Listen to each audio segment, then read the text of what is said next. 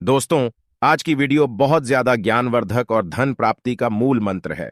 आज की इस वीडियो में हम बात करेंगे आखिर औरत का वह कौन सा अंग बेशर्म होकर दबाने या चूसने से अचानक अपार धन की प्राप्ति होती है। लोग औरत का कौन सा अंग दबा और चूस कर अमीर बन जाते हैं। जो भी मनुष्य औरत का यह अंग दबाता या चूसता है, उसके घर में सदा मां लक्ष्मी का वास रहता है और मां लक्ष्मी की कृपा सदैव बनी रहती है। तो दोस्तों, आज की इस वीडियो में हम बताएंगे औरत का वह कौन सा अंग जिसे हर पुरुष को दबाना या चूसना चाहिए। नमस्कार दोस्तों, आप सभी का स्वागत है आज की इस बेहद ही ज्ञानवर्धक जानकारी भरी वीडियो में। दोस्तों, आपको पता चल ही गया होगा कि आज की वीडियो में हम क्या सीखने जा रहे हैं। दोस्तों, चैनल को सब्सक्राइब करें और हर हर महादेव लिखना ना भूले। साथ ही इस वीडियो को जो लाइक और सब्सक्राइब करें, लक्ष्मी मां उसके घर पर सदा कृपा दृष्टि बनाए रखें। दोस्तों, एक बार की बात है, एक गांव में शिव नाम का व्यक्ति रहता था। वह अपनी पत्नी से बहुत ज्यादा परेशान था, क्योंकि उसकी पत्नी बात बात पर हमेशा उसे ताना मारा करती थी। तुम्हारे पास है ही क्या, घर में खाने तक को कुछ नहीं है। दोस्तों, उसके घर में बिल्कुल कंगाली छा गई थी। एक भी रुपया नहीं था और उसके घर में खाने के लिए अन्न का एक दाना तक नहीं था। दोस्तों, एक तो घर में खाना नहीं, ऊपर से पत्नी का ताना। वह बहुत परेशान हो गया। उसे समझ नहीं आ रहा था मैं क्या करूं। एक दिन की बात है, शिव अपने घर से एक सुनसान रास्ते पर निकल गया। वह उस सुनसान रास्ते पर चल ही रहा था कि उसे एक साधु तपस्या करते हुए दिखाई दिए। वह उनके पास जाकर बैठ गया। जब साधु ने अपना तप खत्म किया तो शिव उनके सामने रोने लगा। साधु ने शिव से कहा, पुत्र, तुम्हें क्या दिक्कत है? तुम क्यों रो रहे हो? आखिर तुम्हें क्या परेशानी है? तब शिव ने साधु महाराज से कहा, हे महाराज, मेरी एक पत्नी है जो कि मुझे रोजाना ताना मारती है। मैं गरीब हूं तो मैं क्या करूं?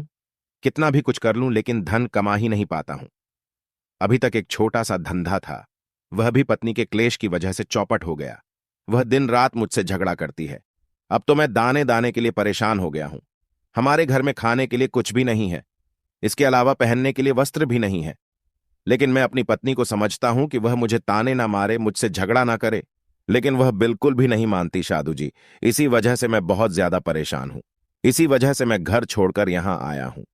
वह साधु जी कहते हैं, रो मत बेटा, मैं तुम्हें यह काम बताने जा रहा हूं। तुम्हें औरत का सिर्फ यह अंग बेशर्म होकर कर दबा या चूस लेना है। अचानक तुम्हारे घर में धन की प्राप्ति हो जाएगी। तुम देखते ही देखते अमीर बन जाओगे। साधु जी कहते हैं, जो भी पुरुष औरतों का यह अंग दबाता या चूसता है, उसके घर में कभी भी धन की कमी नहीं रहती है और ना ही उसके घर में लड़ाई होती है, या जो भी व्यापार करता है उसमें हमेशा तरक्की होती है। साधु जी ने कहा, अब मैं तुमको औरत का वह अंग बताने जा रहा हूं। इसे ध्यान से सुनना और अपने जीवन में इस पर जोर करना। तब शिव साधु जी महाराज की बातें बहुत गौर से सुनता है और कहता है, जितना जल्दी हो सके मुझे यह बता दो। दोस्तों, तभी साधु जी महाराज उस आदमी को एक कहानी सुनाते हैं और बताते हैं, एक नगर में एक किसान रहता था। उसके बहुत सारे खेत थे जिस पर वह दिन रात मेहनत करता था। उसके घर में किसान और उसकी पत्नी रहा करते थे। उस किसान और उसकी पत्नी ने आपस में बहुत ज्यादा प्रेम था। उसके घर में किसी भी प्रकार की लड़ाई झगड़ा या क्लेश नहीं होता था। इसी वजह से उसके घर में सदैव मां लक्ष्मी का वास रहता था और उसके खेतों में इतनी ज्यादा पैदावार होती थी कि वह दिन प्रतिदिन और अमीर होता जा रहा था। उस किसान और उसकी पत्नी ने इतना प्रेम था कि आसपास के लोग उन्हें देखकर जल जाया करते थे। धीरे धीरे उसके पूरे गांव के लोग जान गए, किसान और उसकी पत्नी में बहुत ज्यादा प्रेम है। धीरे धीरे यह बात उस नगर के राजा तक पहुंच गई। दोस्तों, किसान और उसकी पत्नी की बात जब राजा के पास पहुंचती है तो राजा भी उसके प्रेम की काफी ज्यादा तारीफ करते हैं। वह सभी से बताते हैं कि हमारे नगर में एक किसान और उसकी पत्नी रहते हैं जिनमें कभी भी लड़ाई झगड़े नहीं होते हैं। उन दोनों में आपस में इतना प्रेम है कि मैंने ऐसा अपनी जिंदगी में कभी भी नहीं देखा। एक बार की बात है, राजा पूरे नगर में डिंडोरा पिटवाते हैं कि इस नगर में जितने भी लोग हैं वह सभी अपने घर में घी का दिया जलाएंगे। राजा की पत्नी पूछती है कि आप ऐसा क्यों कर रहे हैं? सबके घर में घी का दिया क्यों जलवा रहे हैं? राजा अपनी पत्नी की बात सुनकर कहते हैं, दीपक प्रेम की निशानी होता है। जिसके घर में घी का दीपक जलता है उसके घर में सदैव प्रेम बना रहता है। और मैं चाहता हूं कि जो प्रेम किसान और उसकी पत्नी के घर में है वह हमारे पूरे नगर में रहे, पति और पत्नी के बीच। इसीलिए मैं हर घर में दीपक जलवाना चाहता हूं। दोस्तों, राजा के सैनिक जाते हैं और हर जगह नगर में ढोंढी पीट देते हैं और कहते हैं सभी के घर में रात भर घी का दीपक जलाना चाहिए। दोस्तों, राजा की बात मानकर सभी नगरवासी अपने घर में दीपक जला देते हैं। लेकिन जैसे ही आधी रात होती है, सभी के घर के दीपक बुझ जाते हैं, लेकिन किसान के घर का दीपक वैसे ही जलता रहता है। दोस्तों, दीपक हमेशा किसान की पत्नी जलाती थी, लेकिन उसकी बात नहीं मानती थी। वह हमेशा अपनी मनमानी करती थी। उसका जो भी मन करता था वह वही काम करती थी। लेकिन किसान को इस बात से कोई भी दिक्कत नहीं होती थी, क्योंकि किसान बहुत समझदार था। किसान सोचता था, यदि मैं अपनी पत्नी को रोक टोक करूंगा तो घर में बेवजह ही लड़ाई झगड़ा होंगे। इसी वजह से कई चीजें किसान अपनी पत्नी की ये बातें अनदेखा करता था। किसान इस वजह से अनदेखा करता था कि उसके घर में प्रेम बना रहे। राजा अपने महल में चढ़कर पूरे नगर का नजारा देख रहे थे। उन्होंने देखा कि सारे नगर में किसी के घर में दीपक नहीं चल रहा है, लेकिन किसान के घर में दीपक जल रहा है। तब राजा अपनी रानी से बोलता है कि देखो, किसान और उसकी पत्नी के घर में दीपक जगमगा रहा है, लेकिन पूरे नगर में कहीं भी दीपक नहीं जल रहा है। इसी से पता लगता है कि किसान और उसकी पत्नी में कितना प्रेम है। तब राजा की पत्नी राजा से बोलती है कि जो किसान और उसकी पत्नी में प्रेम है वह किसान की पत्नी की वजह से है, और इसी वजह से उसके घर में इतना ज्यादा प्रेम है। दोस्तों, जब राजा रानी की बात सुनता है तो कहता है, नहीं, तुम्हारा सोचना गलत है। जो प्रेम किसान के घर में है वह उसकी पत्नी की वजह से नहीं है, बल्कि वह किसान की वजह से है। रानी, यहां पर किसान बहुत ज्यादा समझदार है। आपका सोचना गलत है, और यही वजह है जो कि उनके घर में कभी भी लड़ाई झगड़ा नहीं होता है। दोस्तों, राजा कहता है किसान समझदार है, और रानी कहती है किसान की पत्नी समझदार है। दोस्तों, इसी तरह कुछ देर चलता रहा। राजा कह रहे थे किसान समझदार है, रानी कह रही थी किसान की पत्नी समझदार है। इसी बात को लेकर राजा और रानी के बीच काफी झगड़ा हो गया। इसके बाद रानी ने राजा की दाढ़ी उखाड़ ली और राजा ने रानी को उठाकर पटक दिया। इसके बाद राजा कहता है, हम लोगों को झगड़ा करने की जरूरत नहीं है। क्यों ना हम किसान और उसकी पत्नी की परीक्षा ले लें। सारा दूध का दूध और पानी का पानी हो जाएगा। लड़ाई करने के बाद इस बात पर राजा और रानी दोनों सहमत हो गए और दोनों की परीक्षा लेने के लिए तैयार हो जाते हैं। तब राजा अपने महल में जाता है और एक पुरुष सैनिक को बुलाता है और पुरुष सैनिक से बोलता है कि तुम किसान के पास जाओ और जो जो प्रश्न मैं तुमसे बोल रहा हूं वह तुम किसान को बोल देना।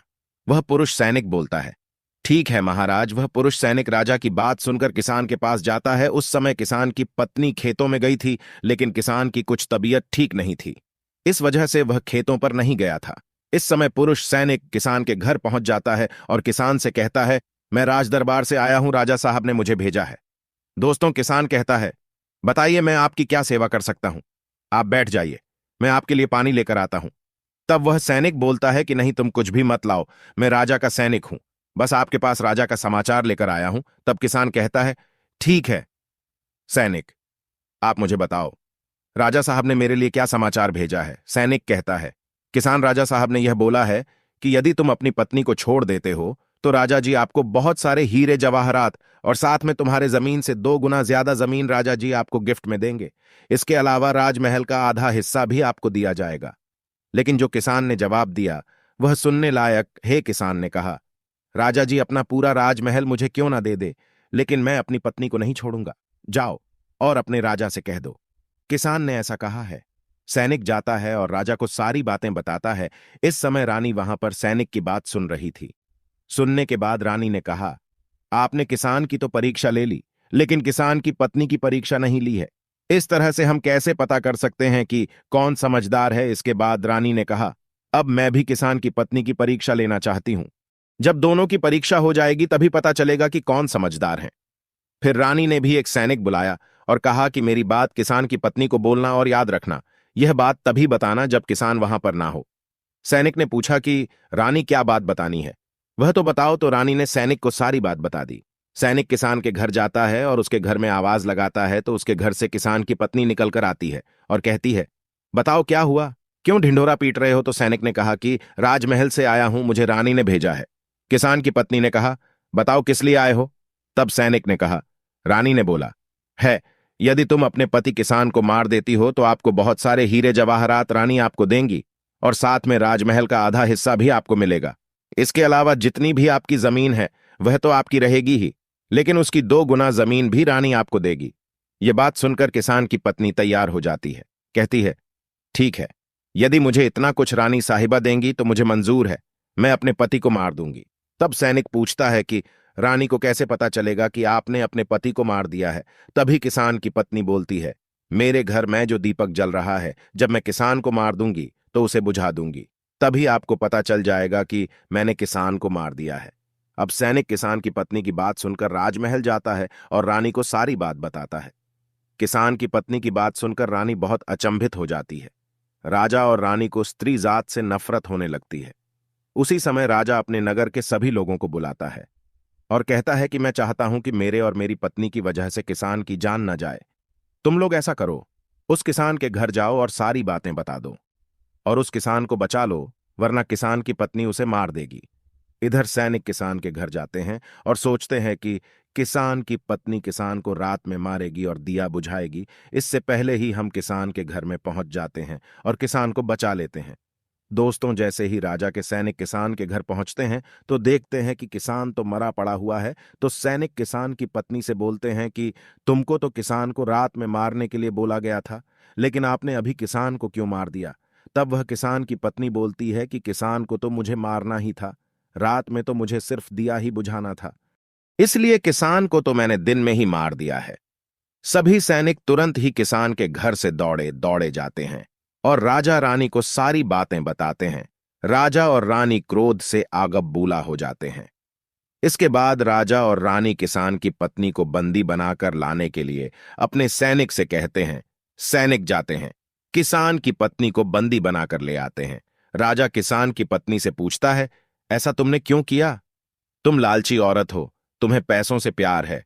तभी किसान की पत्नी ने जवाब दिया और बताया कि मुझे तो किसान को पहले ही मारना था, वह तो मैं कोई बहाना ढूंढ रही थी, क्योंकि किसान की आदत बहुत खराब थी, वह मेरे साथ बहुत खराब व्यवहार किया करता था। तो राजा ने कहा, ऐसा क्या करता था किसान? तो किसान की पत्नी ने जवाब दिया, वह मेरे नाक का ऊपरी हिस्सा अपनी उंगली से हमेशा दबाया करते थे। इसके अलावा किसान एक काम और मेरे साथ करता था, वह किसान मेरे कान का पिछला हिस्सा अक्सर अपनी जीभ से स्पर्श किया करता था। राजा ने पूछा, यह बताओ, जब आप लोग गरीब थे तब क्या किसान आपके साथ यह काम करता था? तो किसान की पत्नी बोलती है, नहीं महाराज, तब ऐसा नहीं करता था। तब राजा ने कहा, मैं समझ गया कि किसान ऐसा क्यों करता था। उसी समय शादू जी ने शिव से पूछा, तुम्हें कुछ समझ में आया औरत का कौन सा अंग दबाने तथा चूसने से लोगों को अचानक धन की प्राप्ति होती है? तो शिव ने कहा है, शादू जी, मुझे अभी समझ में नहीं आया। तभी शादू जी कहते हैं, अगर अभी समझ नहीं आया तो मैं फिर से आपको बताता हूं। किसान अपनी पत्नी के साथ पहला काम करता था, वह है उसके नाक के ऊपरी हिस्से को अपने उंगली से दबाता था।